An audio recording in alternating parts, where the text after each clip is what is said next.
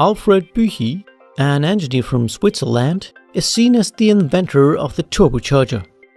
At the time of its invention, and today, the turbo's purpose is to take advantage of the exhaust gas produced by the engine. Today, small airplanes and light aircraft are equipped with a turbo to remedy the problem of low air pressure in higher altitudes. Ships and boats also use turbocharged engines, just like most diesel engines of cars do. In a standard 4-stroke diesel engine, air is forced into the cylinder by atmospheric pressure. This is the reason why this kind of engine is known as a naturally aspirated engine. At times of high RPM, for example on the highway, the atmospheric pressure will not push enough air into the cylinder. Consequently, the engine cannot run efficiently. Here, the turbocharger comes into play. A standard turbo, as it is used in boats, airplanes and cars, is composed of a shaft with a turbine wheel on one end and a compressor wheel on the other end. The turbine wheel and the compressor wheel may look the same and are covered by a housing.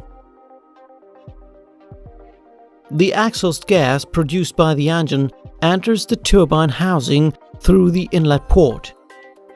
At that point, thermal energy is converted into kinetic energy because of the constriction in the turbine.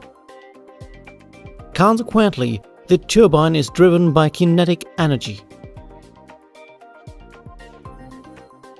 As the turbine wheel and compressor wheel share the same shaft, the compressor wheel spins at the same speed as the turbine wheel. Consequently, the compressor wheel draws in air and compresses it. Then, the air passes through the outlet port and supplies the engine with oxygen. Let's have a look at the turbo and other components to have a better idea of the principle at work. The exhaust gas enters the turbine through the inlet port, drives the turbine wheel, and exits the turbine through the outlet port. Hereby, the compressor wheel draws in air, compresses the air, and pushes it to the engine.